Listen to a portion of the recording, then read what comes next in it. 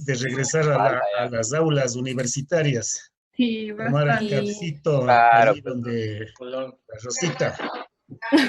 El raspillo de doña Rosita. justamente eso conversaba el otro día aquí en mi casa y les comentaba y les decía, o sea, lo feo es que ahora, bueno, llega la hora de la clase y todos nos conectamos, buenos días, buenas tardes, buenas noches, doctor, ¿cómo le va? Buenas noches, bueno, empecemos la clase y después ya, gracias, hasta mañana, adiós. Claro, medio así O sea, resulta. ya no nos quedamos comentando, ya no es que si tenía algún asunto personal y quería preguntarle en chiquis al profe, ya no hay cómo, o sea, ahora... Qué complejo, ¿no? Qué complejo, pero parece que la cosa no es tan sencilla para regresar, como dice el gobierno, al semáforo amarillo, al semáforo verde, aun cuando veo que uno de los cantones con mayor COVID, que es Daule, en la provincia del Guayas, pasa al semáforo amarillo. Me preocupa muchísimo porque tienen un altísimo. Igualmente lo que dice la señora alcaldesa de Guayaquil es preocupante, ¿no? Es preocupante porque ella reconoce de que aproximadamente hay 500.000 de ciudadanos de Guayaquil que están contaminados. 500.000. Entonces, ¿qué nos está pasando? Las cifras del gobierno no cuadran. Probablemente los exámenes que se hacen no son lo suficientes, no se tiene la cantidad de muestras como para poder avanzar en eso. Y eso es grave, ¿no? Entonces, allí lo que decía el ministro de Salud hace algún tiempo, el 70% de los ecuatorianos tendrán que contaminarse con el COVID. Parece que así como vamos, es una realidad tremendamente grave, ¿no? Y que de ellos probablemente no pasará del 1% los que fallezcan, pero en el 70% de los 16 millones que somos, es un número bastante alto. Y claro, como que la enfermedad aparentemente más afecta a los mayores de 60 años y los que tenemos enfermedades complejas. Yo soy diabético, por ejemplo. Pero aparte de eso, parece que no solamente va por allí. Hoy escuchaba justamente en CNN de que el gobernador de los Estados Unidos de Norteamérica, ustedes saben, Estados Unidos es un estado federal, allá el gobernador es como el presidente del estado, ¿no? Porque es un estado compuesto. El gobernador de los Estados Unidos estaba muy preocupado porque la enfermedad del COVID está también afectando con fuerza a los niños y se ha generado de tal manera que los efectos a futuro ni siquiera se sabe qué les pasará y algunos ya han fallecido, niños, ¿no? Entonces, es tremendamente preocupante las secuelas que está dejando la enfermedad. En definitiva, como que comienza a atacar a los mayores y también a los niños, porque las secuelas que tengan los niños en el crecimiento, no se sabe qué les va a pasar. Y no hay la vacuna. Y no hay la vacuna y eso es grave. Y a eso, ustedes adiciónenle a las personas asintomáticas. Es decir, aquellos que están con la enfermedad, pero no tienen o no sienten absolutamente nada. No tienen probablemente ningún problema en, en la garganta, etcétera, etcétera. Y andan en la calle como si no pasara nada. Entonces, están contaminando. Y ni se diga si van donde la familia a saludarle al papá, a la mamá, al abuelito, a la abuelita, y les contaminan. Qué gravísimo que nos está pasando, ¿no? Yo tengo serias dudas de que esta enfermedad se transmitió del animal. Mi hija, que conoce mucho de estas cosas, me dice, no, que sí puede darse las mutaciones, que por aquí, que por allá, pero yo sigo con la duda. Sigo con la duda porque presumo yo que sí puede ser objeto de dos razones. Una, o consecuencia del proceso tecnológico a raíz justamente de los cambios que se generan vía la energía eléctrica o que nació en el laboratorio. Por allí yo tengo mis dudas que este problema se generó. Las pandemias de gripes han sido justamente desde la española consecuencias de estos modelos de la electricidad, ¿no? Como saben decir a las chicas bonitas cuando les quedan mirando, ¿qué les pasa? A ver, chicas, cuando les miran mucho, ¿qué les pasa? Nos Cuando llegan a sonrojamos. las casas. Ah, Nos pero achoramos. digan más. Llegó. Ah, ¿qué les pasa? Dicen, me duele la cabeza, me duele el estómago, ¿no es cierto? Nos ojean. Nos ojean. Ah, la ojean. Ah. Ah, Eso no es otra cosa sino una transmisión eléctrica de la persona que les ha quedado bien y tiene tanta fuerza eléctrica que les hace un cortocircuito, que les genera un cortocircuito. Y por regla general a las chicas bonitas, guapas, etcétera, porque los varones o ahora incluso también las mujeres les quedan viendo y esa energía eléctrica que les transmiten les hacen un shock, un cortocircuito. Igual les puede pasar también a los varones, que les queden viendo así y se quedan también con esta situación, ¿no? Entonces, vean que el tema energético tiene sus efectos y eso se llaman la ojeada, me ojearon, igual es a los niños, ¿no es cierto? Niños que nacen, dicen, no te acerques vos, le vas a ojear a mi igual. Es el choque eléctrico que le va a generar. ¿Ah? Entonces, estos temas ya desde el punto de vista científico también tienen sus efectos y las grandes gripes justamente dicen que tienen este tipo de efectos. Con el G5 probablemente el efecto sea eso que no deja pasar los rayos que necesita la Tierra tanto del Sol y de otros planetas y están conteniéndose en más de 20.000 creo que son satélites que tiene el G5, ¿no? Bueno, eso ya desde el punto de vista científico en su momento se irá analizando. Lo otro es que lo generaron en laboratorio. Esto es grave. Yo no entiendo cómo en Italia, sobre todo en la parte norte de Italia, les digo así con honestidad, en la parte norte, que ellos se creen alemanes, suecos, pero no italianos, donde está toda la riqueza de Italia, se generó la pandemia de la noche a la mañana. Fue una locura. Ah, que llegaron dos chinitos y nos contagiaron. No creo que sea tan así, ¿no? Y en los países del desarrollo capitalista como son los europeos, Inglaterra, Alemania, Italia, Francia, cunde el COVID, cunde el COVID, hasta en la propia Rusia. Los únicos países que han logrado de alguna manera Doctor, controlar disculpe, hay una compañera que quiere son entrar. sumamente disciplinados, perdón, Hay una compañera que quiere ingresar. allá, son sumamente disciplinados, son los nórdicos, ¿no? Son los nórdicos, entonces allá la situación no necesita ni siquiera que les digan para controlarse o autorregularse. Pero es un tema complejo. O sea, en América Latina y acá en el Ecuador, ustedes ven aquí en Cuenca, es complicado, ¿no? Uno ve en las noticias, ve en las redes, cómo la gente anda como si fuese un día normal, como si fuese un día normal. Y preocupa. Entonces, cuidémonos, porque si ustedes jóvenes se cuidan, les cuidan a sus papitos, a sus abuelitos, a sus hermanos mayores, etcétera. Cuidémonos, ¿no? Si a ustedes debe darles unas ganas inmensas, salir en las noches, hoy viernes, ya hubiesen estado por la calle larga, etcétera, etcétera. No hay cómo, ¿no es cierto? Vamos a tener que estar en casa y ahora haciendo los trabajos en grupo, ¿no? Bien. Pasemos a lo otro. Los trabajos. Cuando yo les envío el trabajo, ¿no es cierto? Evidentemente, en el primer punto decimos las relaciones servidores públicos en cuanto a órganos rector. Visto desde lo que son remuneraciones y visto desde lo que es justamente los empleados. Ese órgano rector es efectivamente el ministro del Trabajo. Y eso viene articulado ya desde la propia Constitución de la República.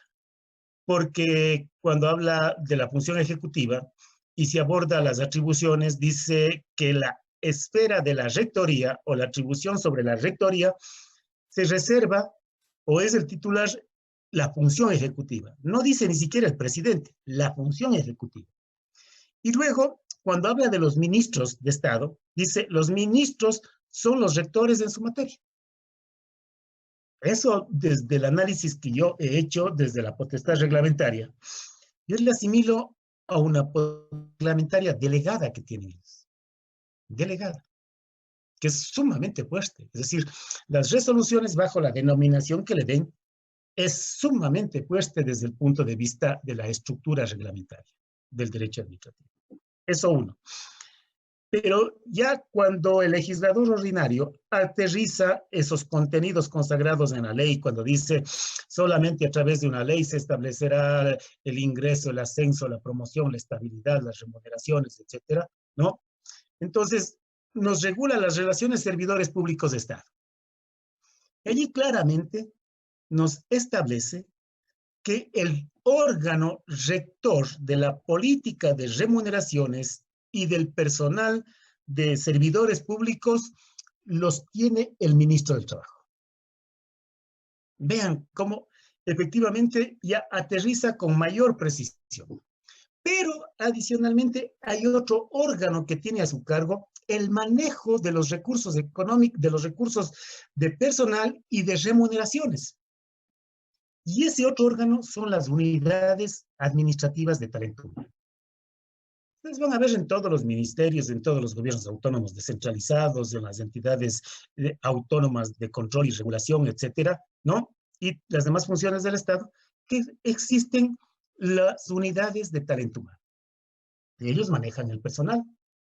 Y ellos fijan, en función a las categorías ocupacionales, a las normas técnicas emanadas del Ministerio del Trabajo, establecen cuál es la remuneración para cada una de las categorías de puestos de su órgano o de su entidad.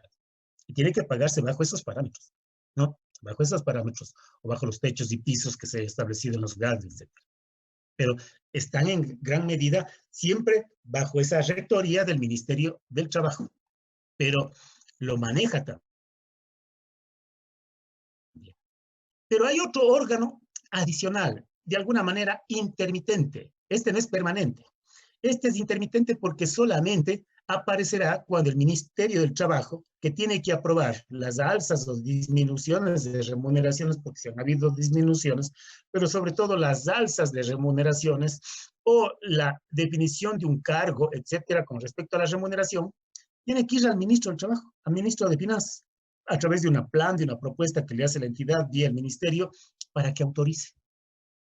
O sea, ya hay un control a las remuneraciones en función a la categoría del cargo. Yo diría, estos son los tres órganos de control. Uno con mucha fuerza, por esa potestad, no solamente de gobierno, sino también de control y regulación, que es el Ministerio del Trabajo, ¿no? En esa esfera que llamamos el control de tutela o control administrativo, cuando se trata sobre todo de otras funciones del Estado y de las entidades autónomas o del control jerárquico, cuando hablamos dentro del propio ministerio, ¿no? Y otra, efectivamente, que en este caso serían las que estamos señalando. Ahora, algunos de ustedes me ponen en el trabajo, con fundamento, me parece que es en el 130 de la LOCEP, que existen otros órganos que también hacen control. Y esos órganos que hacen control, me dicen, es la Contraloría General del Estado y el Consejo de Participación Ciudadana. No desconozco que también son órganos de control, pero no es menos cierto que la Contraloría General del Estado, el control que hace a las distintas entidades del sector público es posterior. El Ministerio del Trabajo hace antes de y dentro de, no lo hace posteriormente. El Ministerio del Trabajo, el control que hace es estableciendo las remuneraciones, por ejemplo, para que se paguen. Estableciendo las categorías de los puestos para que los titulares justamente puedan trabajar. En cambio, la Contraloría puede llegar a hacer una auditoría de personal, auditoría económica o de bienes en cualquier entidad u órgano del Estado, pero posterior a las decisiones adoptadas. Ya sea una auditoría interna o externa, ¿no? Interna porque hay un auditor siempre, por regla general, en las entidades. En la universidad hay un auditor interno, supeditado obviamente a la Contraloría General, ¿no? Entonces, ellos hacen auditorías. Dicen, a mí me hicieron una auditoría cuando estaba de decano, en el sentido de por qué no he controlado a los docentes que marquen, que por qué no he controlado al personal administrativo que marque y registre. Les dije, aquí tengo los registros. Sí se ha hecho el control. Pero evidentemente no se había dado asiento de las facultades, fue un problema. Se logró solucionar en todo caso esas situaciones. Pero vean, es de marcación. No nos han hecho, por ejemplo, una auditoría si se ha pagado más o menos la remuneración o las categorías ocupacionales son las correctas o no. Creo que ahí ya carecen de competencia, inclusive. No, es competencia del Ministerio de Trabajo. Es decir, la Contraloría también tiene una esfera de atribuciones que no puede exceder a otras, pero siempre se exceden, ¿no? Siempre se exceden. O sea, hay que tener también ahí una precisión respecto de la esfera de atribución que tiene el Contralor General o los Contralores. No, que ellos les piden actos administrativos. El acto administrativo de la responsabilidad administrativa por inobservancia de las normas del servidor, que conlleva probablemente amonestaciones, pago de alguna multa e incluso hasta la destitución. Eso es responsabilidad administrativa. Responsabilidad, en cambio, por perjuicio económico, porque uno ha pagado más probablemente, también es un acto administrativo. Y los indicios de responsabilidad penal, que ya no son actos administrativos, sino son documentos que sirven para el inicio del juicio penal, por peculado, por hecho, confusión, etc., ¿no? Pero esa es una línea. La otra es el Consejo de Participación Ciudadana, pero ese es, en cambio, ¿qué? En la lucha contra la corrupción. En la lucha contra la corrupción. Que pueda probablemente tener un antecedente en el tema de las remuneraciones, que se pagó mal o que se pagó a gente que nunca ha trabajado. Eso es otra cosa, ¿sí? Entonces, en el primer punto, el tema era Ministerio de Trabajo, unidades de talento humano y máximo el Ministerio de Finanzas. El otro tema iba relacionado con la evaluación, ¿no es cierto? Y era la evaluación dentro de la Universidad de Cuenca. Y les preguntaba a ustedes, en este caso específico, si los estudiantes participan o no en la evaluación. ¿Participan los estudiantes en la evaluación de los docentes? Sí, doctor. Sí, participé. Ya, muy bien. ¿Y si estamos participando en la evaluación? ¿Y si participaron todos? Claro. Sí. Bueno, creo que Me parece muy bien que participen y tienen que continuar participando. Esto es fundamental. Ahora, ¿la evaluación que hacen ustedes como estudiantes es facultativa o es obligatoria? yo creo que es obligatoria Facultativa. porque la Se LOCEP suponía aparece que era obligatoria hasta unos Obligatoria. ciclos anteriores. Obligatoria. A ver, ¿por qué es facultativa y por qué es obligatoria? Yo pienso que es obligatoria porque la LOCEP lo pone como un componente de evaluación. No, a los estamos docentes. hablando de la evaluación de docentes que no está sujeto a la LOCEP, sino está sujeto a la Ley Orgánica de Educación Superior y más concretamente al reglamento expedido por el CES y al reglamento expedido por la propia El Universidad de reglamento Cuenca perdón, respecto de la es evaluación. el reglamento de escalafón y Ya, o sea, este del docente reglamento investigador, justamente ya. pone como uno de las categorías de evaluación a los docentes justamente la Claro. evaluación heterono, que es la que realizan Ya, los ¿y esa estudiantes. evaluación es facultativa u obligatoria? Yo creo que es obligatoria, tendría que ser obligatoria. Evelyn, ¿vos qué me decías? Sí, yo creo que es facultativa porque yo recuerdo que desde que entré a la U nos mandan mails para proceder a realizar esto de evaluarles a los docentes, pero únicamente dice ahí que los estudiantes tienen que evaluarles, pero no se determina alguna sanción en caso de no hacerlo. Yo creo que en el primer ciclo incluso no les evalué y sin embargo no me notificaron nada. David, Dígame, doctor. ¿revisaron el marco jurídico? ¿Es facultativa u obligatoria la evaluación a los docentes por parte de los estudiantes? Esa es una duda que en realidad he tenido yo también, porque hasta donde tenía entendido, los ciclos anteriores era obligatorio, porque si no se realizaba la evaluación, había el riesgo de que le sorteen una materia supletoria. O sea, sí había un Ya, tipo de sanción. Sin embargo, vamos. últimamente han dicho que ya no es así. ¿A quién les ha dicho eso? Por ahí los compañeros, en realidad. A ver, Camila, Sí. bájate del caballo. Ay, profe. Ya, ya, ¿qué es facultativa u obligatoria? Yo creería que es facultativa. ¿Y vos, Por, Daniela? No, yo creería que es obligatoria, más bien yo siempre, igual como dijo el David, la verdad es que siempre en clases decían como que llenarán, evaluarán a los profesores porque no les van a dejar pasar el ciclo, y siempre nos han dicho eso, entonces la verdad yo creería que sí es obligatorio. Mateo.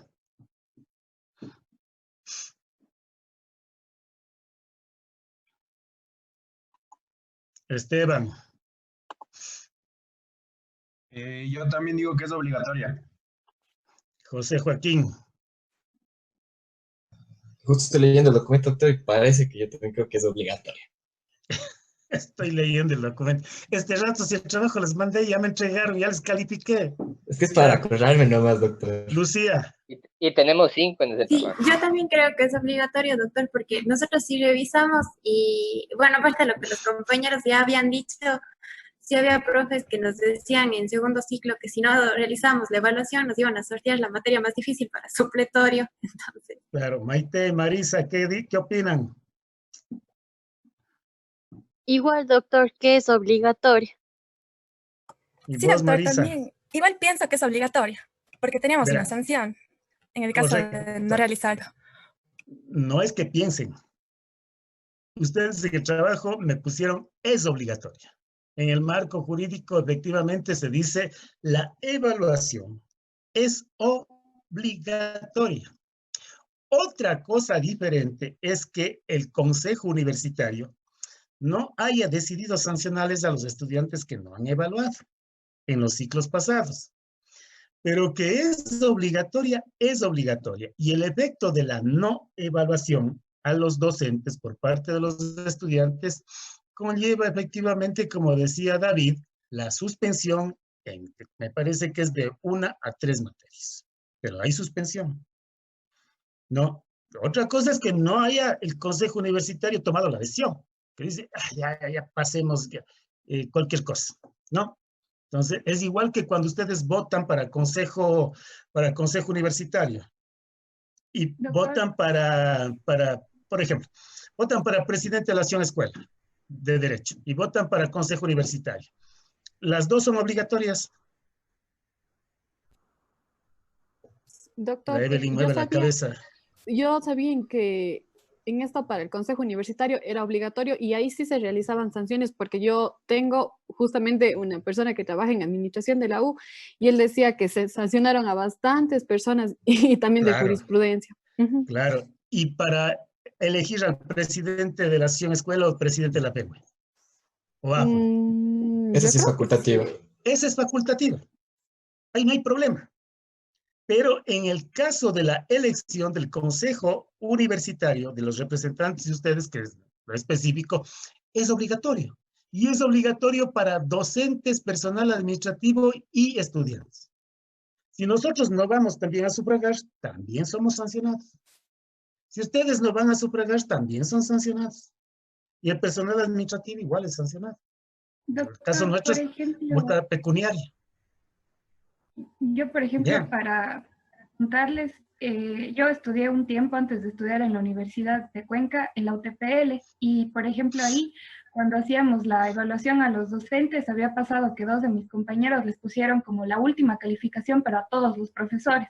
Entonces se dieron cuenta, digamos, la oficina de lo que es allá el decano, que en realidad es director de carrera, porque no hay facultades, dijo que era tan grave lo que habían hecho que en realidad lo que terminaron haciendo fue anulándoles la matrícula. O sea, ellos terminaron, no sé, expulsados, pero tuvieron una sanción bastante grave porque decían que es el tema de que no pueden poner que todos los profesores son, o sea, no hacen nada, porque habían parámetros como, por ejemplo, que tiene favoritismo con otros estudiantes, que no revisa los trabajos, que califica mal y por cosas así tuvieron una sanción bastante grave. Sí fue súper, o sea, para todos sí fue como feo.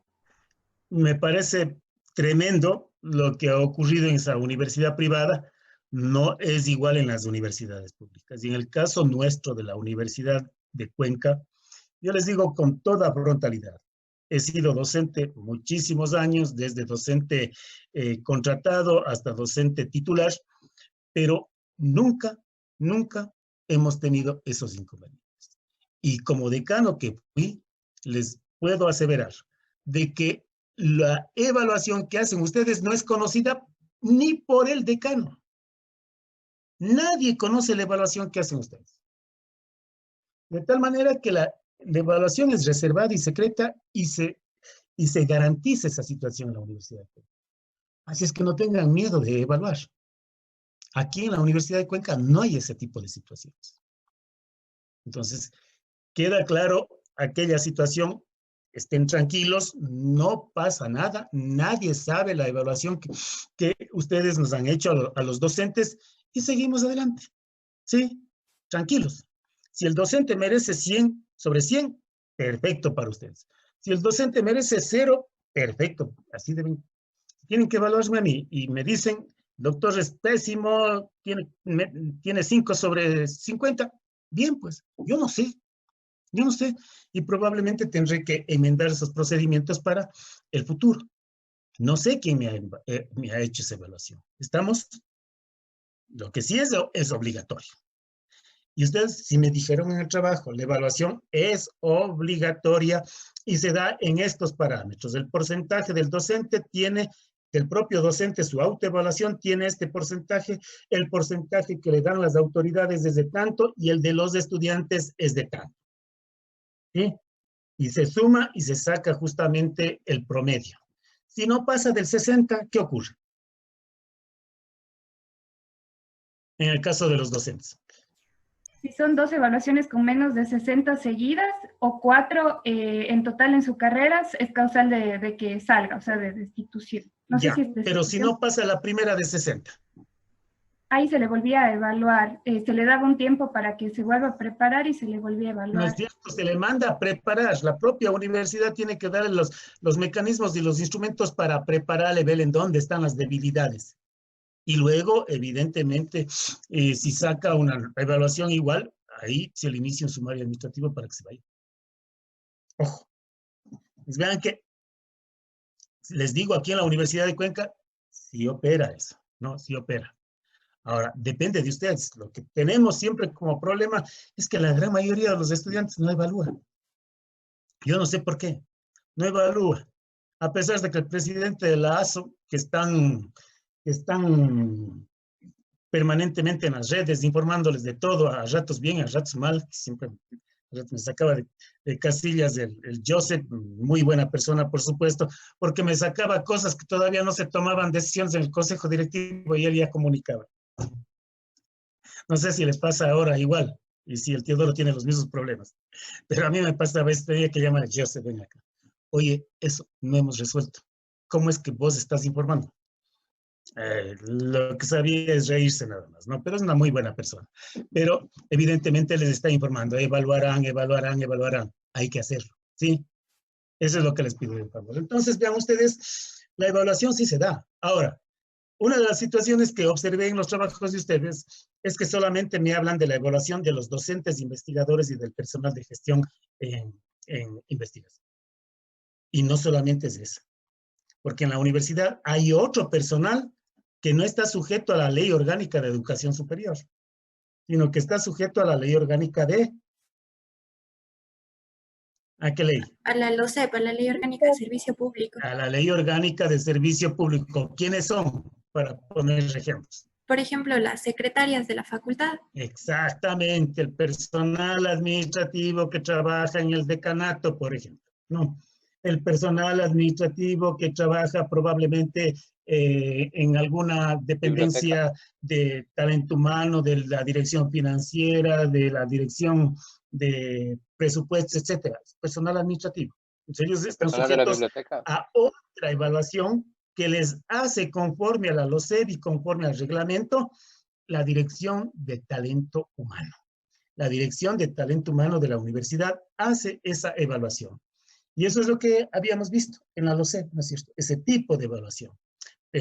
No cargada de prejuicios, tiene que ser objetiva, imparcial, armónica, etcétera, ¿no es cierto? Y evidentemente acorde al puesto o cargo que se desempeña. En función a ese puesto o cargo que se desempeña, se hace la evaluación y hay que avisarles que se les va a evaluar, hay que comunicarles. Y la evalúa probablemente el jefe inmediato o la persona que designe el talento humano. Luego se le hace conocer los resultados y esa persona puede no estar de acuerdo y pedir la recalificación. Se designa un tribunal por parte de personas que están en cargos de libre remoción o que son de cargos de jerarquía para que hagan esa recalificación. Y ese es el puntaje, entonces un puntaje sobresaliente, muy bueno, bueno, regular, insuficiente. ¿Y en el regular qué pasa? Con una evaluación de regular, conforme la LOCEP. Tienen que ser evaluados 3 meses después, doctor. No es cierto, tiene un plazo de 3 meses para rectificar y le volvemos a evaluar. Y luego, si es que vuelve a caer en una nota menor, ¿qué pasa? Se le inicia el sumario. Sumario y destitución. Y es deficiente. Inmediatamente el sumario. ¿No es cierto? Vean ustedes, entonces, ¿cómo varían las evaluaciones en función al régimen jurídico al que están sujetos los servidores públicos? Varía, ¿no es cierto? En el caso de los docentes, le dicen, sacaste menos de 60, pero no te vas, sino tienes que entrar a prepararte. La universidad mismo le busca preparar. Luego le hace otra evaluación y si ahí cae, sumar. En el caso de los servidores públicos, algo parecido, sino que acá es regular y deficiente. Entonces, igual ocurre con la Ley Orgánica de Educación Intercultural, igual ocurre con la Ley del Servicio Exterior, etcétera, ¿no? Con sus servidores, cada uno sujeto a ese marco del que corresponde. De tal manera que no siempre la Ley Orgánica del Servicio Público es la ley aplicable en todas las administraciones públicas. Obvio que hay muchas normas de la Ley Orgánica del Servicio Público que son aplicables en todo lado, pero no siempre. No siempre. Y aquí la LOCEP lo dice, estas normas son aplicables en todos los sectores públicos. Nepotismo, por ejemplo.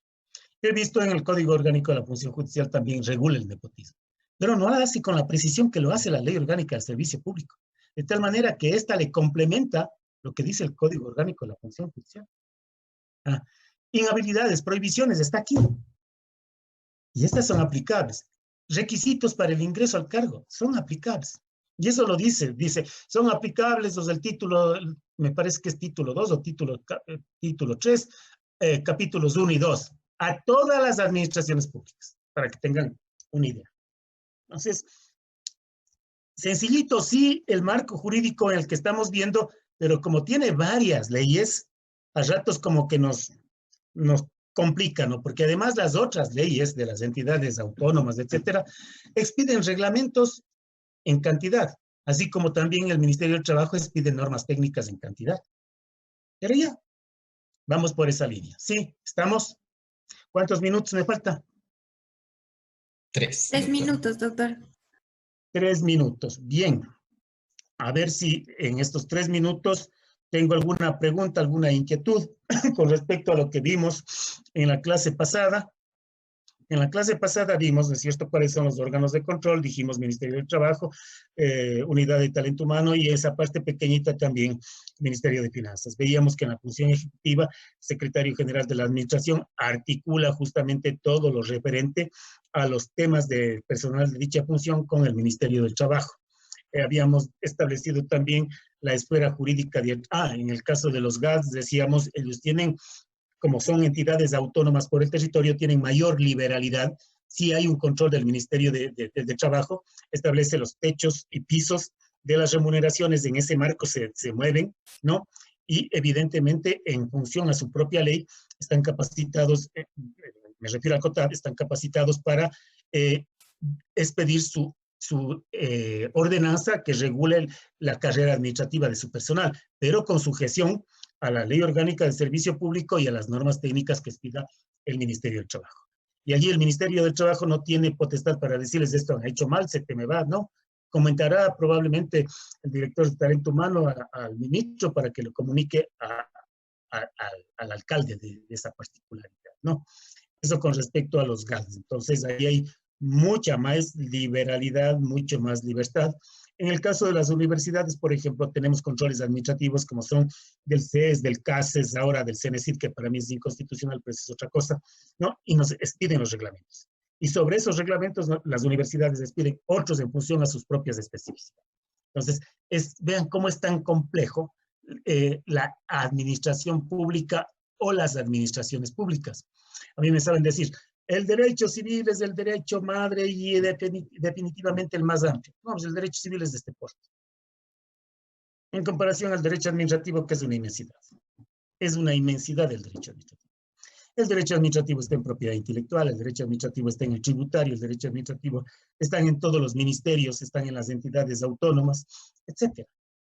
Y si ustedes van incluso a las relaciones internacionales, por ejemplo, las relaciones económicas a través de la comunidad andina, el derecho administrativo está presente. Todo lo que haga el Estado, expidiendo reglamentos y todo, si no va acorde con la normativa del Pacto Andino, se puede demandar la nulidad de esas resoluciones. O problemas de marcas, etcétera, también entran allí, en la esfera del derecho administrativo. Entonces, es inmenso, propiedad intelectual igual, ¿no? Es inmenso, todo esto es inmenso. Es la esfera del derecho administrativo. Las entidades de control y regulación, superintendencias y todo, están todos ellos expidiendo actos administrativos. Actos administrativos.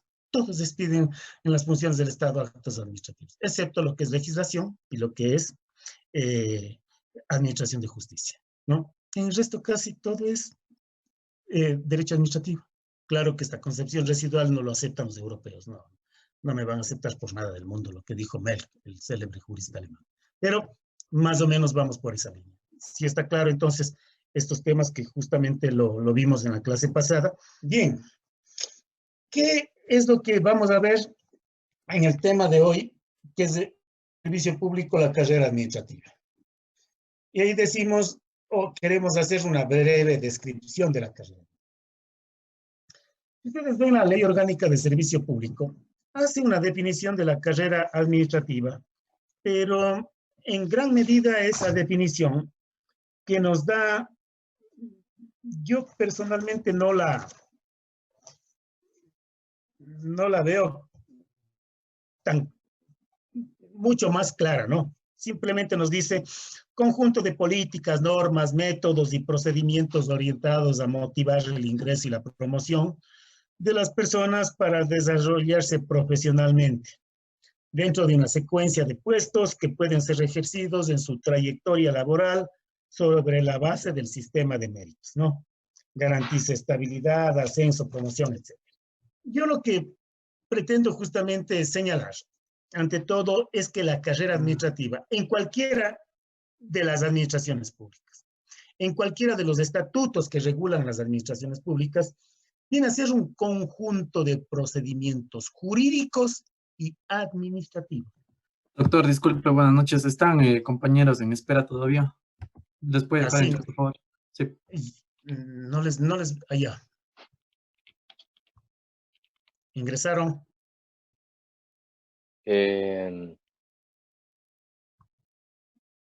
Faltan algunos todavía, doctor.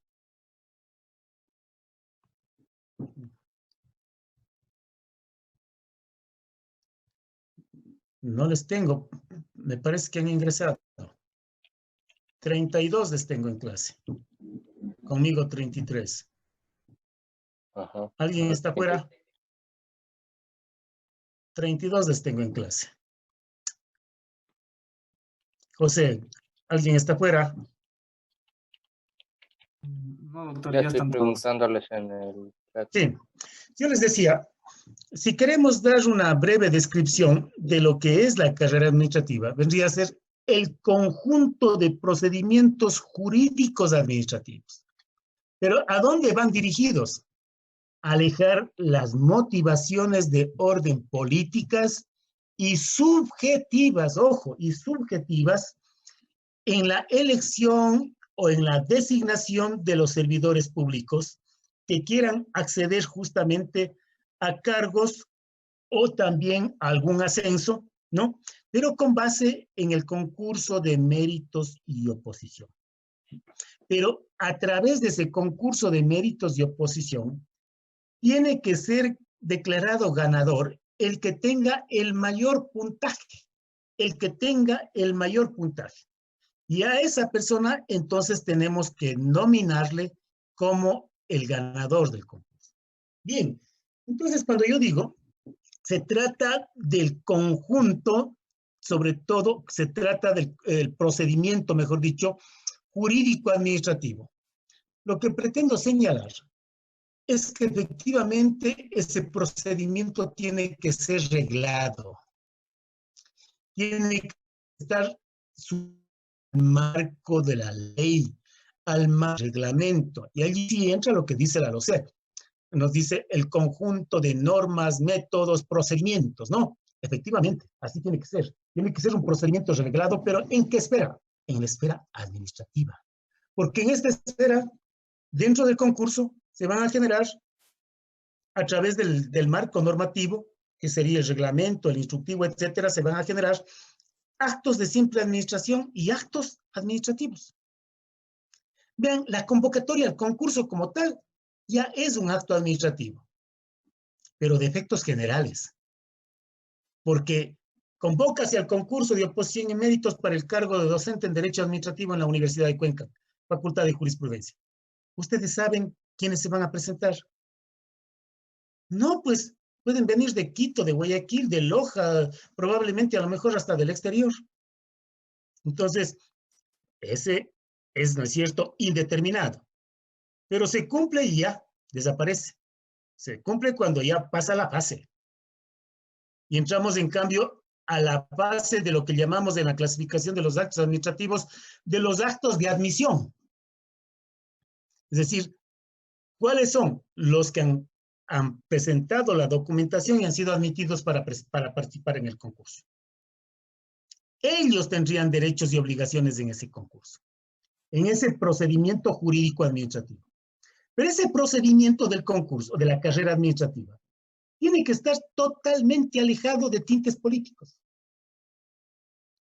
Y hablo de tintes políticos no solamente de la política general, sino de cualquier tipo de política académica, universitaria, etc. No, ese cuidado le vayas a recibir, así hay que hacerle que pierda, porque nos va a hacer problemas.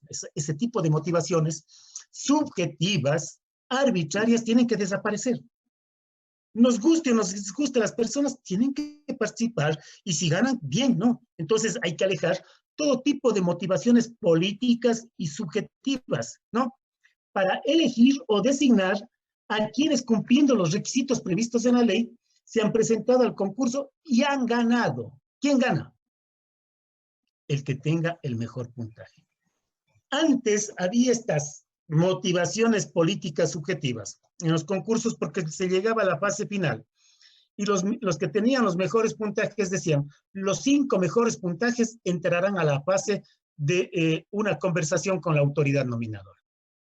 Ahí les preguntaban cualquier tontería y no ganaba el primero, sino ganaba el tercero, el cuarto, el quinto. Eso sería arbitrario. Eso sería discrecional y arbitrario. Tiene que estar sujeto a un marco de la legalidad. Por eso decimos alejado de motivaciones políticas, de carácter subjetivas, y que la elección y la designación sea para el que gane con el mejor puntaje en el concurso de posibilidades.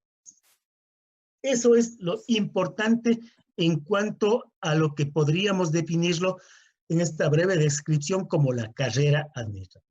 Ahora, ya ganó el que tiene el mejor puntaje, ganó con 77 probablemente y entra con sujeción a la LOCEP. El servidor público que ingresa, que ha ganado el concurso de posición y méritos, a ese servidor ganador tenemos que expedirle el acto administrativo, notificar a todos quién ha sido el ganador, se ha generado el acto administrativo y ya pasadas todas las fases de reconsideraciones o apelaciones o recalificaciones, habrá que extenderle el nombramiento, la acción de personal. La acción de personal conlleva ya el acto administrativo de la designación del ganador del concurso. Y el ganador lo que tiene que hacer es aceptar, ¿a través de qué? De su firma en la propia acción de personal. Una vez que ha aceptado, ingresa al cargo, a ejercerlo. Pero la ley también nos dice que el ganador del concurso, para tener estabilidad en el cargo, imperativamente tiene que pasar un periodo de prueba, 3 meses. Y luego de que y ha pasado el periodo de prueba, hay que evaluarle para ver si efectivamente está apto para el cargo. Si pasa la evaluación, entonces hablaría yo de que efectivamente ese servidor público que ganó el concurso de oposición y méritos o de méritos y oposición y que aceptó el cargo y pasó la prueba, es un servidor de carrera. ¿Qué significa ser servidor de carrera? Significa que tiene estabilidad en el cargo. Eso es muy importante, porque se entiende que esa persona es idónea para el ejercicio de ese cargo, ojo, y además ha sido eficiente. Por eso justamente ganó el concurso. De tal manera que la carrera lo que hace es garantizar estabilidad, promoción, ascenso, acorde a las aptitudes que tiene ese ciudadano, ¿no? Y obviamente en el decurso del ejercicio del cargo va a adquirir conocimientos, capacidades, destrezas, competencias en el desempeño mismo de ese, ¿no? Entonces es muy importante. El servidor que ha ganado el concurso de oposición y méritos, en consecuencia, resumiendo, pasa a ser un servidor de carrera. El servidor de carrera significa que tiene estabilidad en el cargo, porque efectivamente, al ser ganador, se entiende que es eficiente y que adicionalmente es idóneo para ejercer. ¿Estamos? Esto nos puede servir, lo que acabamos de mencionar, tanto para lo que es la LOCEP, cuanto también para lo que es la LOES, cuanto para lo que es la LOEI, cuanto lo que es el servidor del servicio exterior, lo que es la ley orgánica de empresas públicas, lo que es la ley de seguridad y promoción, etcétera, ¿no? Estas terminologías genéricas. Ahora, ¿qué pasa con el servidor de carrera en cuanto a la calificación como tal? La Ley Orgánica del Servicio Público nos establece dos prohibiciones. Y esto es bastante. Y voy a preguntarles sobre esto a ustedes.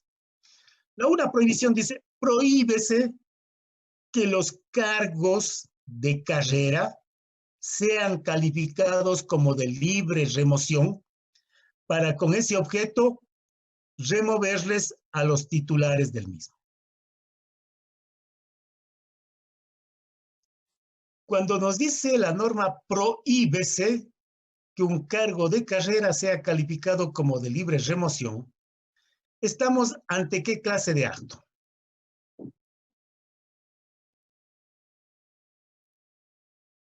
Si en la práctica la autoridad nominadora, con fundamento en esto, el cargo de secretaria de la Facultad de Jurisprudencia o de las secretarías de la facultad, les dice son de libre remoción. ¿Habría nulidad? Nulidad, claro, porque es un acto normativo. Ese acto administrativo sería... ¿Nulo de pleno derecho? Nulo de pleno derecho. Exacto, sí. Y sería nulo de pleno derecho por cuál de las causales previstas en el COA.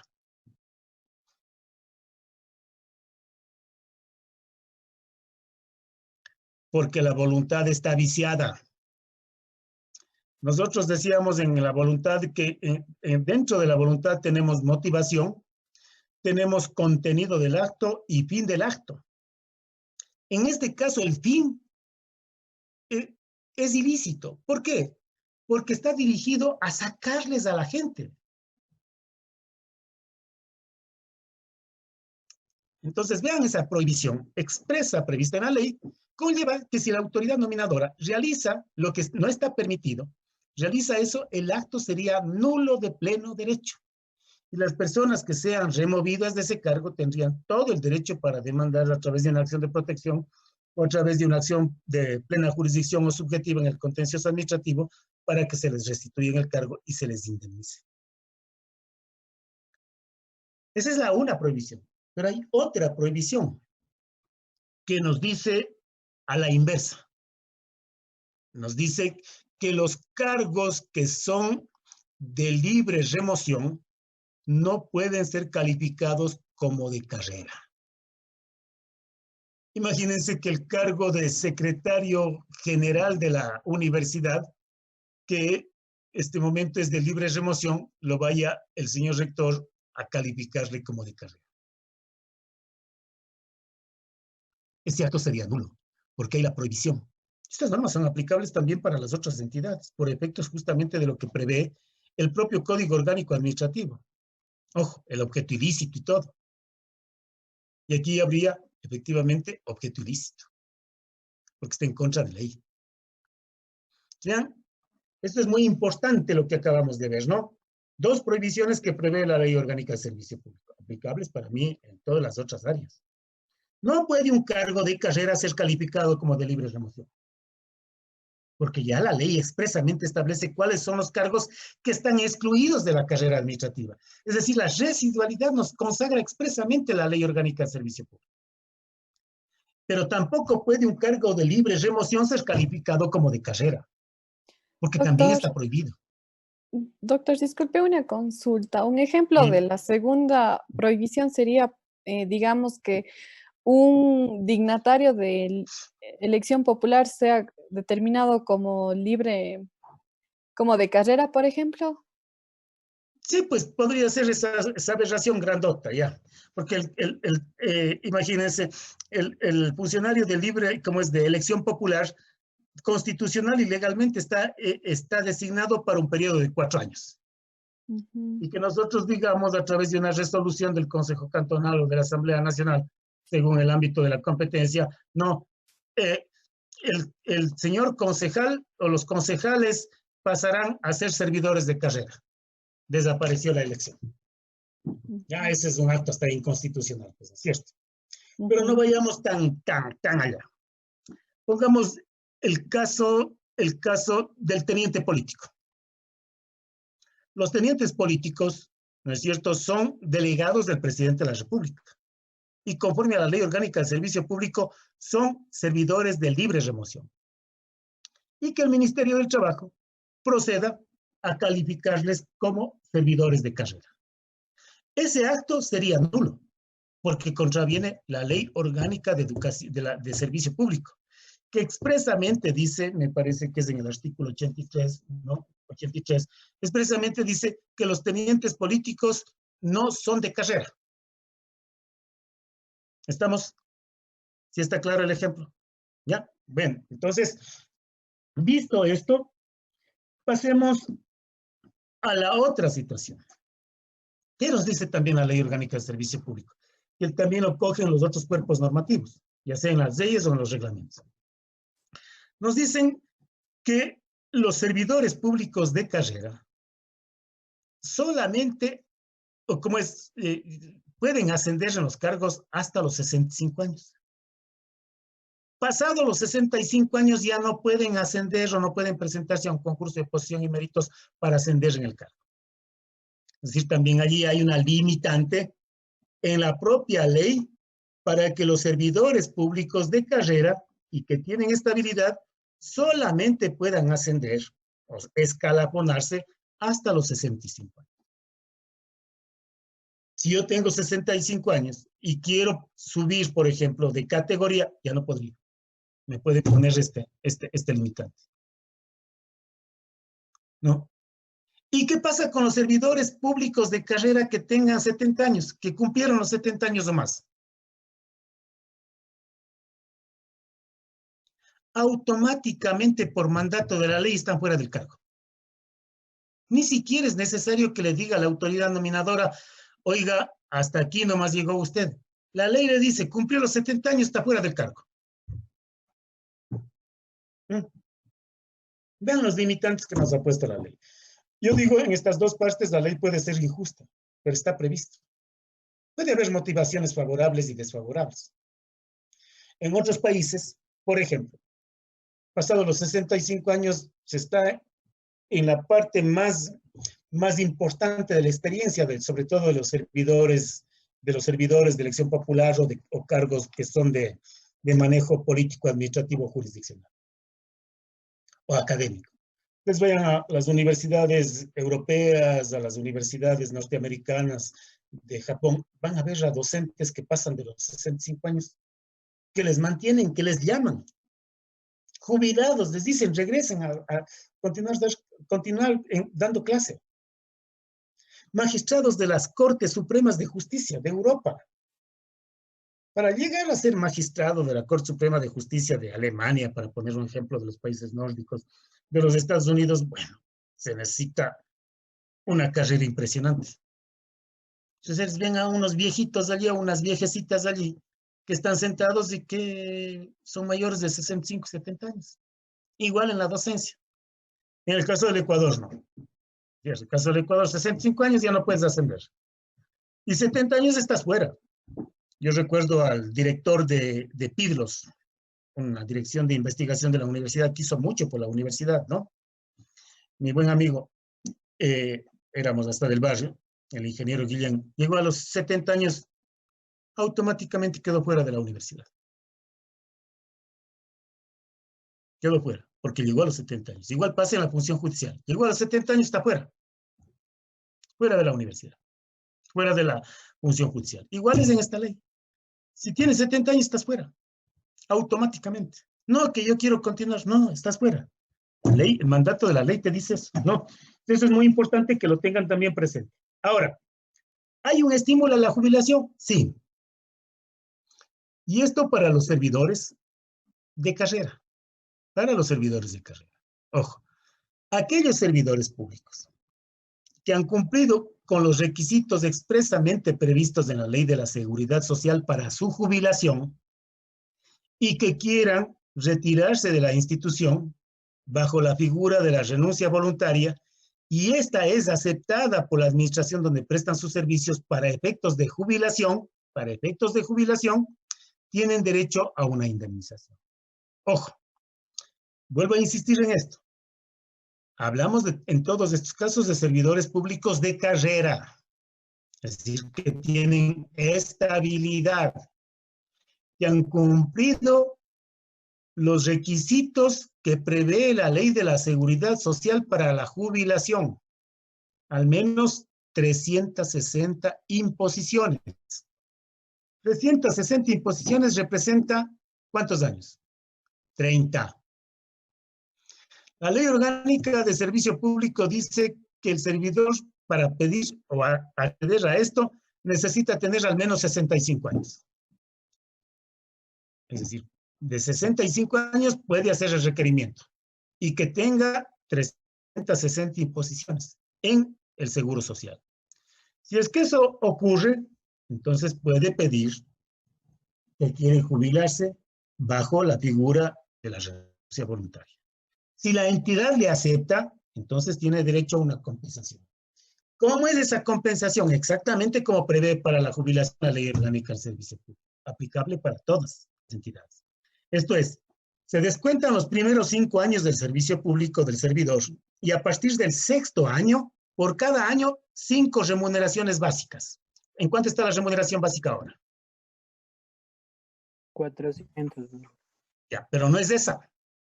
Dice remuneraciones básicas, pero hay una norma técnica que nos dice, si no estoy mal, la del 2018, o del 2017, que estaba en $317, algo así.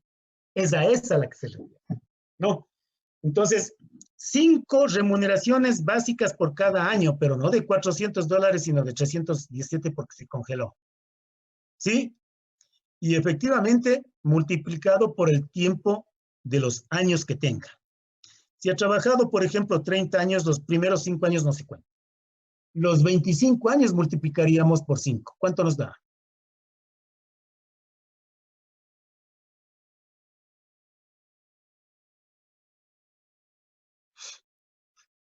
$7,925 me salió multiplicado 317 por 25 años. No. Tienes que multiplicar, Lucía, por cada año 5 remuneraciones. 39.625. Entonces, si tiene ese número de años, ese sería el monto. Pero si algún trabajador o servidor público tiene más, no puede exceder de 150 remuneraciones.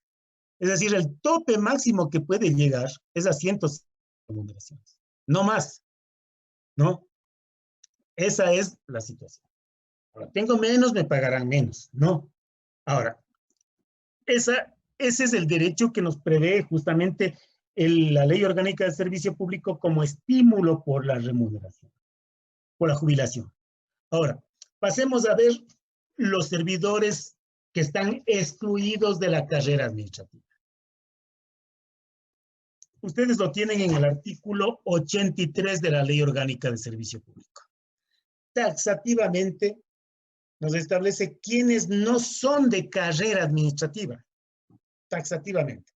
A ver si alguien me da lectura.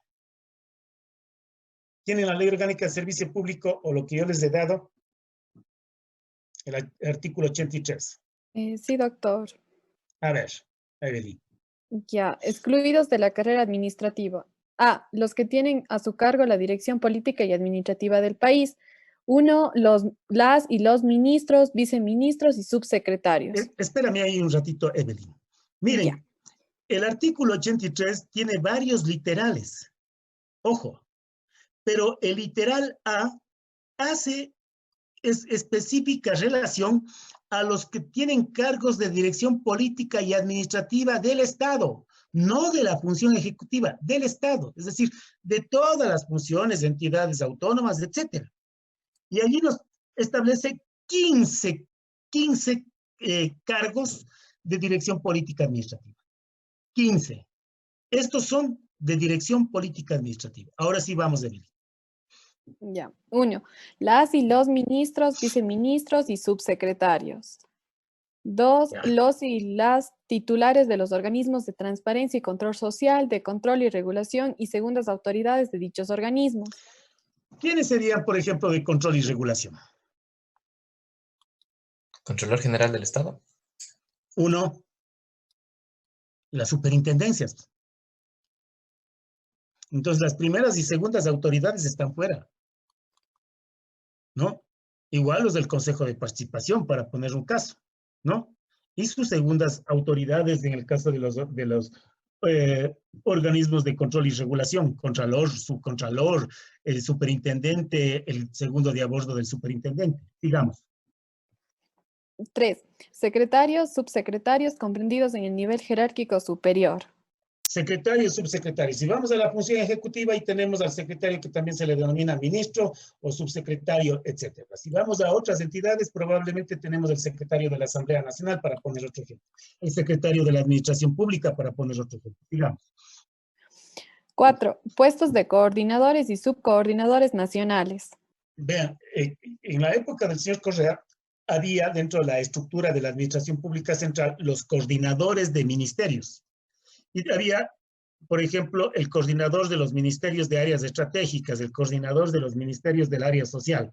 Entonces ahí se reunían 4 o 5 ministerios y había un coordinador, que era como un superministro, ¿no? Para coordinar los temas de electrificación, de minería, de ambiente, de telecomunicaciones, para poner un ejemplo. Entonces estamos hablando de ese tipo, ¿no? De coordinadores y subcoordinadores. Les pongo ese ejemplo, sigamos. 5. Directores, gerentes, subdirectores, subgerentes de todas sus categorías y niveles. Ustedes saben, en la Ley Orgánica de Empresas Públicas tenemos gerentes, para poner un ejemplo. En las demás dependencias, como por ejemplo los GATS, para poner otro ejemplo, tenemos directores. Entonces, son efectivamente servidores que no están dentro de la carrera administrativa. Continuemos. 6. Presidentes y vicepresidentes ejecutivos. Pongamos el ejemplo del Banco Nacional de Fomento. Allí hay un presidente del banco, hay un vicepresidente del banco. Entonces, no son de carrera. Sigamos. 7. Secretarios generales y prosecretarios. Pongamos el caso del secretario general de la Universidad de Cuenca. No es de carrera. Y el secretario del GAP no es de carrera. El secretario del gobierno provincial no es de carrera, para poner un ejemplo. Igual los prosecretarios en esas mismas esferas. No. Sigamos. 8. Intendentes de control. Ya, el intendente ¿cómo le llaman a esta? Del poder de mercado, para poner un ejemplo. Ya, sigamos. 9. Asesores. Entonces, todos los que son asesores o tienen esa denominación en cualquiera de las funciones del Estado, no son de carrera. Ya. 10. Procuradores síndicos. Entonces, ustedes van a los GATS, van a otras entidades como la universidad. No son de carrera los procuradores, síndicos. Digamos. 11, gobernadores. Gobernadores de la provincia de la SUA y todos los otros gobernadores no son de carrera. 12, intendentes, subintendentes, comisarios de policía, jefes y tenientes políticos. Ya, tampoco son de carrera. Coordinadores generales e institucionales. Puede haber coordinadores de algunas instituciones, ¿no? Este rato no se me ocurre, pero en la función ejecutiva sí hay coordinadores de distintas áreas. Entonces, para los gabinetes, efectivamente, debe haber un coordinador y ese no es de carrera. 14, directivos de las instituciones educativas públicas del Sistema Nacional de Educación. Pónganme un ejemplo de un directivo de un colegio público de educación. ¿El director del Benigno Mano? ¿Director o rector? Rector sería ahí. Claro, rector. En una escuela, un director. Claro, el director de escuela, el rector de un colegio, el inspector general, el vicerrector, el subdirector. Ellos, a pesar de que son de carrera, porque ganaron el concurso y son docentes, pero también para ser rector, para ser director, participan en un concurso. Sin embargo, no son de carrera. A pesar de que ganan el concurso, siendo rector, subdirector, etcétera, eso no les da carrera. Tienen un plazo, luego regresan a su puesto. Sí, a eso se refiere. Digamos. B. Quienes ejerzan funciones con nombramiento a periodo. Hasta aquí, Evelyn, hasta aquí son todos estos cargos de dirección política y administrativa del Estado. ¿Recuerdan cuando veíamos la clasificación? Todos estos son de la dirección política y administrativa del Estado. Sigamos, ahora sí. Ya. B. Quienes ejerzan funciones con nombramiento a periodo fijo por mandato legal. Por mandato legal o por periodo fijo. Eso es lo que establece la ley, ¿no es cierto? Pongamos el ejemplo de los vocales del Consejo de la Judicatura, de los jueces de la Corte Nacional de Justicia. Ellos están allí para un periodo fijo, igual los del Consejo de Participación Ciudadana. O también hay en otras leyes que establecen para un cargo de dirección un periodo fijo. Entonces, no son de carrera, ¿sí? C. Los dignatarios elegidos por votación popular. Estos no son de carrera porque son electos para un periodo de 4 años. ¿Sí? Sigamos. D. Los servidores en todas sus clasificaciones de la carrera judicial, fiscales de la carrera judicial, defensores públicos de la carrera de la Defensoría Pública, vocales principales y suplentes del Consejo de la Judicatura, jueces de la Corte Nacional de Justicia, etc. Tienen su todos estos, sí, todos estos que están allí de altos cargos no son de esta carrera, no son de la carrera administrativa, ¿sí? Son probablemente muchos de periodo fijo, pero no son de carrera. ¿Sí? Vean, jueces de Corte Nacional de Justicia, electos para 9 años, ganaron el concurso de oposición y méritos, etcétera, pero cumplen su periodo y se van. Sigamos. E. Los miembros del Consejo Nacional Electoral y Tribunal Contencioso Electoral. Ya, en este caso tampoco son de carrera. Hay un concurso de oposición y méritos, se gana, pero son electos para un periodo de 6 años. Yo fui juez del Tribunal Contencioso Electoral, pero no éramos de carrera, ni fuimos de carrera. La ley lo prevé eso, ¿no? Sigamos. Miembros de la Corte Constitucional. Igual, son electos para un periodo fijo, no son de carrera. Miembros de las Fuerzas Armadas, Policía Nacional, Comisión de Tránsito. Estos tienen su propia ley, y conforme a esa ley, efectivamente ellos tienen un escalafón, no son de carrera sujeto a esta ley. Servidores de libre nombramiento y remoción, nombramientos provisionales. Ya hemos visto, los de libre remoción no son de carrera, los de provisionales son de situaciones precarias. Los servidores sujetos a la ley orgánica de carrera exterior. Yo les decía, en el servicio exterior, ese personal está sujeto a la carrera del servicio exterior. Pero hay un porcentaje, me parece que es del 25%, que es político. Allí designa a cónsules, embajadores, secretarios del presidente de la República. Esos no son de carrera. El resto que ingresaron por concurso de oposición y méritos al servicio exterior, ellos son de carrera. Pueden llegar incluso a ser ministros del servicio exterior como el actual, pero el presidente le puede decir mañana, gracias, te fuiste, él regresa a su puesto dentro de la carrera del servicio exterior, porque son de carrera. Ojo, no. El caso del actual ministro del Servicio Exterior, él está en un cargo en este momento que es de libre remoción, pero está encargado. Le retira el presidente, él regresará al Servicio Exterior y probablemente le mandarán alguna embajada, se quedará aquí, etcétera, pero son de Servicio Exterior. Se entra por concurso de oposición y méritos, ¿no? Yo recuerdo el caso, les voy a poner aquí el caso, cuando se me vaya inmediatamente entro para continuar. Recuerdo el caso del doctor Villasís. No sé si ustedes le conocen, alguna vez estuvo en la Universidad de Cuenca. El doctor Villasís se graduó en la Universidad de Cuenca en la Facultad de Jurisprudencia. Y él participó en un concurso de oposición y méritos en el Servicio Exterior y ganó. Como era cuencano y de hogar humilde, le habían dicho allí, tú te vas al archivo. Le mandaron al archivo. Él aprovechó el archivo y comenzó a leer, y se había presentado un concurso para me parece que es que la Comisión Interamericana de Derechos Humanos. Gana el concurso. OEA creo que era. Gana el concurso, se vaya. Después se va a la ONU. En la ONU se crea la Corte Internacional de Justicia Penal en La Haya. Él participa, le designan para que participe y organice y se queda como secretario general del Tribunal Penal de La Haya. Él trabaja en Holanda. Y vean, fue así suavito. Primero, el ejemplo. No piensen quedarse solo en Cuenca. No piensen ser solo abogados de provincia o de cantón. Siempre piensen más allá. ¿No? Tienen muchas aptitudes y capacidades ustedes que pueden llegar. El ejemplo es Villasís. Está en un altísimo cargo a nivel mundial. Y es muy humilde, es muy sencillo.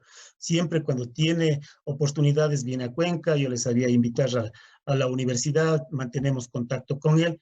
Y ocupa un altísimo cargo a nivel mundial. ¿No? Entonces, nunca piensen solo quedarse donde están. Siempre piensen en hacer más allá de lo que pueden. Porque capacidades, les digo, tienen más que suficiente. Las personas del Austro, yo sé decir Cañar, Azuay, Loja, etcétera, son gente muy capaz, muy capaz. Uno de los problemas que tenemos nosotros acá en el Austro es que somos demasiadamente tímidos. ¿Qué me va a pasar? El temor de salir. No, a mí me ha pasado. A mí me ha pasado eso, ¿no? Cuando he tenido que ir a Quito, etcétera, con temor de hacer las cosas, etcétera. Pero el rato que estamos allá, igual o mejor que ellos. Y siempre nos reconocen, ¿no? Nuestros jueces que están en la Corte Nacional, etcétera, son muy reconocidos. Son gente muy capaz, muy capaz. Nunca piensen en quedarse como están, ¿sí? Ese es el mensaje que también quiero darles, aprovechando de lo que estamos justamente viendo. Continúa, Evelyn. Ya. Dignatarios, autoridades o miembros de cuerpos colegiados o corporaciones a cuyo cargo corre el gobierno de las instituciones del Estado. Bien. ¿Y cuál más? El personal sujeto a la Ley Orgánica de Empresas Públicas. Y faltan otros más. Personal sujeto a la Ley Orgánica de Empresas Públicas, ustedes saben, estas en gran medida un personal de libre remoción y otro personal sujeto a la carrera administrativa, pero tanto los de carrera cuanto los trabajadores sujetos en gran medida a su propio reglamento, que lo hacen en función en función del Código del Trabajo más que de la Ley de Servicio, ¿no? Y claro, cuando tienen divergencias, se sujetan al inspector del trabajo y al juez del trabajo. Y, digamos. Docentes e investigadores de las instituciones educativas públicas del sistema de educación superior. Bien, entonces, nosotros estamos sujetos a nuestra propia ley. Sigamos. Personal docente comprendido en el Sistema Nacional de Educación. Personal docente comprendido en el Sistema Nacional de Educación tiene su propia ley, la LOEI. Y por último, los servidores de entidades complementarias de seguridad creadas por la Constitución o la ley, sujetas a la carrera prevista por su ley específica. Observen ustedes que la propia Ley Orgánica del Servicio Público excluye a varias categorías de puestos que no les considera como de carrera administrativa en esta ley. Obviamente los que son, por ejemplo, los que están sujetos a la dirección política y administrativa del Estado, y otros más, incluso son de libre remoción o son de periodos fijos. Pero hay otros servidores que sí son de carrera, pero con sujeción a su propia ley, no a esta ley. Los docentes de escuela, colegios públicos, los docentes e investigadores de las universidades y escuelas politécnicas, el personal de las Fuerzas Armadas, de la Policía Nacional, de la Comisión de Tránsito, el personal del Servicio Exterior, ellos están sujetos a sus propias leyes en cuanto a la estabilidad y a la carrera, ¿sí? No es que el docente no tiene estabilidad, no tiene carrera. Lo que pasa es que el docente no está sujeto a esta ley, sino está sujeto a sus propias leyes y a sus propios marcos reglamentarios. Sí está claro eso, porque de repente puede existir la confusión viendo que están excluidos de la carrera administrativa y me van a decir, el docente no está, el de servicio exterior no está, no es de carrera. El coronel, el capitán, el teniente no es de carrera. No, ellos están sujetos a sus propias leyes y allí tienen su propia estabilidad y se ingresa justamente a esos cargos con fundamento en sus propias leyes. ¿Está claro? Por eso es que este propio cuerpo normativo nos dice que los servidores comprendidos en los literales que se deja señalado no estarán sujetos a la evaluación del desempeño que prevé esta ley, porque la evaluación se hará en función a las leyes de cada uno de esos servidores sujetos a otros cuerpos normativos. En el caso de la universidad, ¿los docentes investigadores se sujetarán a la evaluación prevista en la LOCEP? No, pero sí los servidores como los secretarios oficinistas, ellos sí. Los docentes investigadores de los colegios, de escuelas, de las universidades, a la Ley Orgánica de Educación Intercultural, a la Ley Orgánica de Educación Superior. Las empresas públicas al estatuto, reglamento de su propia empresa pública. Y así, ¿está claro? Doctor, me dice mi compañera si le puede aceptar para que entre a la reunión. Ya ingresó. Sí. Bien, ahora, ¿qué nos dice también esta ley? Esto es muy importante. Dice, lo establecido en los capítulos 2 y 3 del título segundo de esta ley es de observancia obligatoria en todas las entidades del sector público, ¿no? Bajo los regímenes previstos en la misma. Entonces, ustedes ven, creo que son del artículo 6 al 21, no estoy bien. Esas normas se aplican en todo el sector público. Ustedes van a ver en el Código Orgánico de la Función Judicial, por ejemplo, regula la ley el nepotismo. Pero no es tan precisa, no es tan concreta como esta ley. De tal manera que esta ley le complementa. ¿Sí? Eso es muy importante que se lo tenga presente. Pero no solamente estas. Hay otras normas de la Ley Orgánica del Servicio Público que también son aplicables. Bien, esto con respecto a lo que dejamos invocado. ¿Hay alguna pregunta y alguna inquietud para pasar a la carrera docente? Sí, doctor. Una cuestión. En el caso de los concursos de mérito de oposición, cuando, bueno, usted mencionó que entra al puesto el mejor puntuado, ¿existe algún argumento que pueda usar la entidad nominadora para no aceptar al o a él mejor puntuado en un concurso de mérito de oposición? ¿Algún argumento válido? El argumento válido para no aceptarle sería que no cumple los requisitos del cargo. Que aparezca que ha sido destituido por algún acto de corrupción. Pero eso ya sería causal para en el ejercicio del cargo destituirle. Porque solamente el ganador, el mejor puntuado, tiene que ser declarado ganador. Ojo, el mejor puntuado. Luego vendrán las inhabilidades por efecto del desempeño del cargo. Pero ya en el cargo. Aunque ha sido pariente del rector, ha sido pariente del decano. Chuta, allí se va del cargo. Pero no puedo decirle simplemente usted se va en el pleno concurso. No, el concurso no tiene nada que ver con las inhabilidades. Las inhabilidades vienen después, ¿sí? Entonces tampoco me pueden regular en el concurso de que los 5 mejores puntuados, los 3 mejores puntuados, los 7 mejores puntuados pasarán a una fase de diálogo con la autoridad. Y de esos la autoridad escogerá al que crea conveniente. Eso ya sería discrecional, eso sería arbitrario, porque hay que darle, como dice la ley, al que tenga el mejor puntaje. o el mayor puntaje mejor. ¿Sí? Ese Doctor, gana. pero ¿no sería que ya para, incluso antes de concursar, ya tendrían que cumplir con estos requisitos? No imperativamente, porque los requisitos para el ejercicio del cargo es cuando se esté en el cargo. Ojo, esos son errores que se cometen en la administración pública. No, son errores que se cometen. Ahora, a uno le pueden decir, usted declara bajo juramento de que no tiene ningún parentesco para participar en el concurso. Uno puede mentir también. Pero después aparece, ganando el concurso, de que efectivamente sí ha tenido el parentesco. Lo que le van a decir, señor, luego del sumario, usted está fuera. Porque además hay el legítimo derecho a la defensa. A mí me pueden decir, es mi pariente y resulta que no ha sido mi pariente. O que he sido destituido, pero el que ha sido destituido ha sido un homónimo. Para que tengan la idea, el otro día me pasó algo curioso, hace unos 15 días más. Estaba revisando mi chat del banco y me dice, su asesora en materia bancaria es la señorita Ana Lucía Cordero, el otro apellido no me acuerdo, Ruilova. Me quedo pensando, digo, nuestra secretaria ha sido asesora del banco, la Anita Lucía.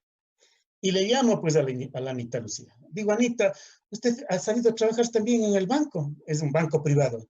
No, doctor, se ríe, dice, es una homónima mía. 2 nombres, 2 apellidos. Vean ustedes.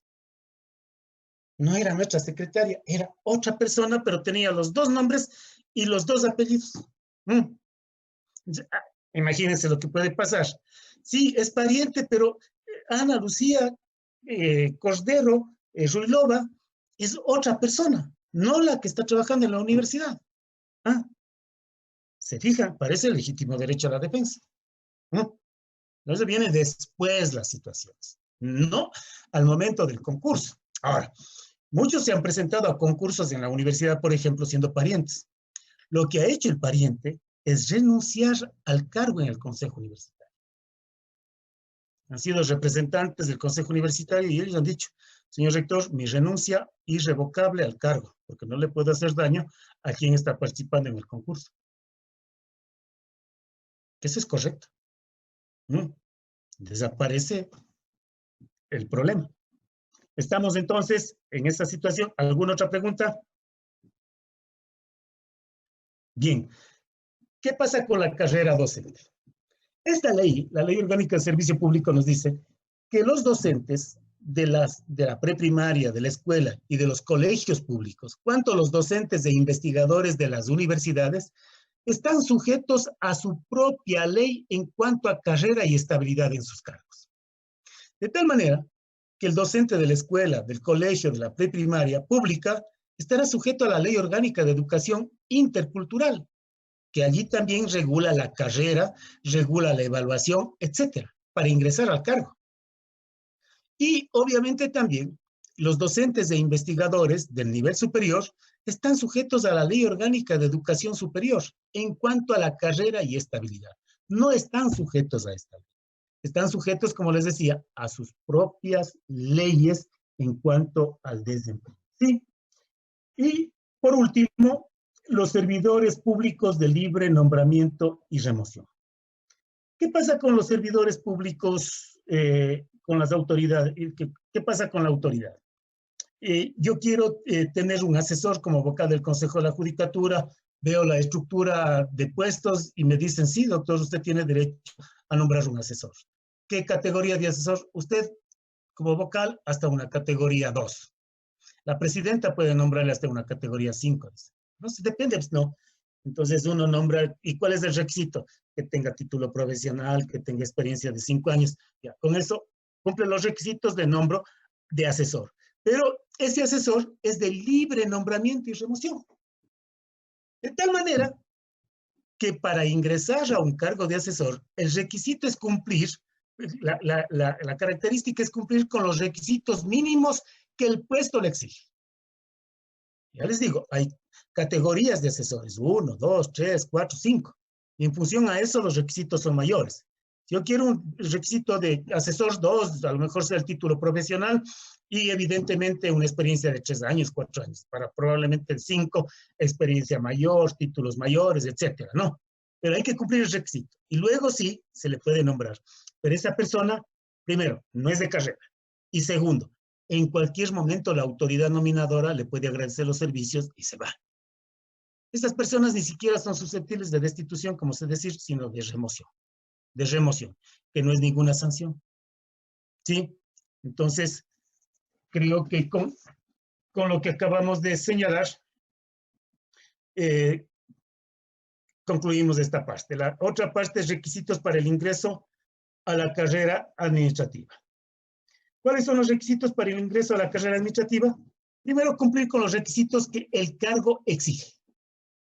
Si vamos a convocar, o sea, convocado al concurso de docente en Derecho Administrativo en la Facultad de Jurisprudencia, el requisito que se va a exigir es título de abogado o doctor en jurisprudencia. Primer requisito. Segundo requisito, que tenga un título de 4º nivel y en la materia que se va a dar, es decir, al menos una maestría en Derecho Administrativo, ¿no? Esos serían los requisitos mínimos, ya luego vendrán los de méritos, los de oposición, etcétera, pero al menos esos requisitos. Y evidentemente, entonces, cumplidos esos requisitos, puedo luego, ganando el concurso, acceder al cargo. Pero mínimo debo tener el título de doctor o abogado y evidentemente el título, al menos de maestría en Derecho Administrativo para dar la cátedra de Derecho Administrativo, ¿no es cierto? Primero, cumplir los requisitos legales y reglamentarios. Segundo, haber sido declarado ganador del concurso de oposición y méritos. Ese acto administrativo lo declara la comisión respectiva. El ganador del concurso de oposición y méritos es el señor fulano de tal con el puntaje de tanto. Ese documento le pasa al consejo directivo de la facultad, el consejo directivo declara ganador. Y 3, haber sido posesionado en el cargo. Es decir, declarado ganador, el acto administrativo, pasaron las impugnaciones, etcétera, y me posesiono. ¿Cómo me posesiono? A través del acto administrativo, de la expedición, de la acción de personal que me declaran justamente ya docente de la materia de Derecho Administrativo por haber ganado el concurso y tengo que firmar aceptando el cargo. Entonces, acepto el cargo, me posesiono en el mismo y paso a ser una persona que cumple los requisitos de la carrera administrativa para el ingreso. Ahora, los servidores amparados por la carrera de servicio público. ¿Quiénes quedan amparados por las disposiciones de este título? Los servidores que obtengan un nombramiento permanente. Ojo, ¿no? ¿Por qué? Porque ganaron el concurso de oposición y méritos. Entonces, ellos tienen nombramiento permanente. ¿Recuerdan lo que decía la LOCEP? Hay 2 clases de nombramientos. ¿Cuáles eran esos nombramientos? Permanentes y provisionales. Permanentes, los cargos que están vacantes y que se convoca a concurso de oposición y méritos. Se gana, se vuelve nombramiento permanente. ¿Por qué? Porque tengo estabilidad en el cargo, gané el concurso. ¿Sí? Y también la ley nos dice que aquellos que conforme a otras leyes obtuvieron la carrera administrativa mediante un certificado. Antes de esta ley, había la Ley Orgánica del Servicio Civil y Carrera Administrativa. Allí a los ganadores de los concursos, a los que pasaban determinado tipo de años, se les daba un certificado de carrera por el órgano competente. Entonces, los que tenían ese certificado de carrera, efectivamente tenían estabilidad conforme a esta nueva ley, ¿no? Y claro, hay una excepción en la carrera administrativa. Los servidores públicos que van a trabajar en la región insular, concretamente en Galápagos, no pueden ingresar bajo el concurso de oposición y méritos allá, si son de otras provincias. El que va de provincia va solamente con contrato o nombramiento provisional. Los de esa región, los de allí, pueden participar en el concurso. Para esta ley. Probablemente para el Código Orgánico de la Función Judicial, no. Probablemente para la Ley Orgánica de Educación Superior, no. Porque los docentes investigadores que tienen allá laboratorios de investigación van de su universidad allá, pues. Pero los que están sujetos a la LOCEP, ellos solamente serán servidores de carrera, los de la región insular que ganaron el concurso. Los que vayan de las provincias de acá, siendo ecuatorianos, no van con esta ley. No, Esa está previsto en esta propia ley.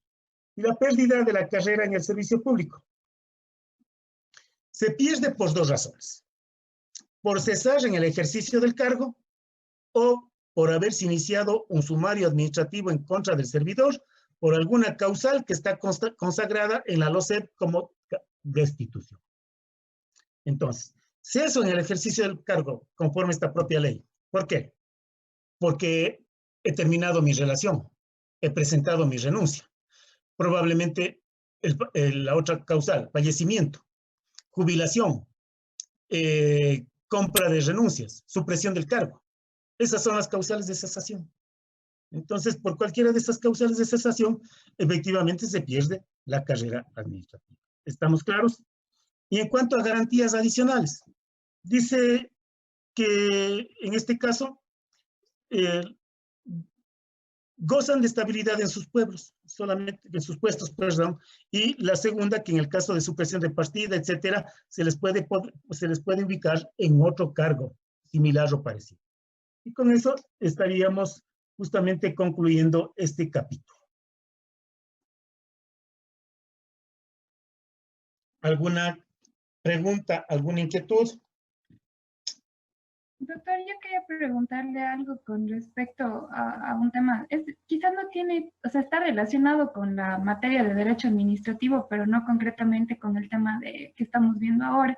Es por este tema del recorte que el Ministerio de Finanzas busca con las universidades.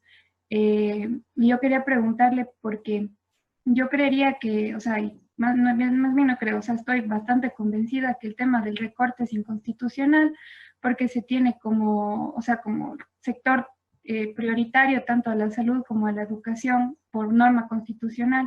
Además de que creo que quería preguntarle por un tema de competencia más bien entre el Ministerio de Finanzas y las universidades, más bien como sería como su opinión con respecto al recorte, como que no quisiera que me dé como una explicación un poco más técnica del tema, porque hasta ahora he escuchado quizás opiniones un poco más políticas, un poco más desde la perspectiva también de estudiantes, pero quisiera escuchar quizá una opinión de algún docente.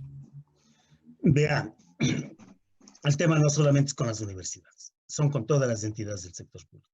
Y como ustedes saben, yo también me desempeño como vocal del Consejo de la Judicatura. A nosotros nos han recortado más de 12 millones de dólares y nos exigen más. Este momento, por ejemplo, tenemos que llenar muchísimas vacantes de jueces a nivel nacional y tenemos la partida, pero no la disponibilidad económica, porque el Ministerio de Finanzas nos ha retirado. Y cada vez de que pasa algo, nos exigen que suprimamos puestos, que votemos a la gente, etc. Yo he sido muy resistente a eso. Y les he dicho claramente que yo no voy a aceptar. Ya en el caso mismo de las universidades, lo que acaba de hacer el Ministerio de Finanzas es otra más de las arbitrariedades. Sobre pretexto de que estamos justamente en este régimen de excepción, se están aprovechando de muchas situaciones que a mí no me parece bien. El Ministerio de Finanzas no tiene ninguna atribución para, en este caso, exigir que las universidades y escuelas politécnicas se reduzcan los presupuestos. Eso no es un tema de ellos, porque los presupuestos estaban debidamente aprobados en su momento. Y ahora, cuando está justamente ejecutándose esos presupuestos, les dicen a las universidades, se les quita estos valores. En el caso de la Universidad de Cuenca, imagínense, ustedes están matriculados y están en clase, y que se les reduzca 10 millones significa efectivamente despedir a los docentes. Y como la universidad da clases. Es gravísimo. Esa es una arbitrariedad. Lo que ustedes dicen es claro. Allí hay una inconstitucionalidad, ¿no? Pero a más de la inconstitucionalidad, yo creo que también se están vulnerando derechos de los estudiantes y de los propios docentes, que tranquilamente los docentes y los estudiantes pueden proponer acciones de protección, pero acciones de protección bien dirigidas a quienes efectivamente ejecutaron esto, que es el ministro de Finanzas y algunos otros miembros de adentro, ¿no? Y obviamente el Procurador General del Estado.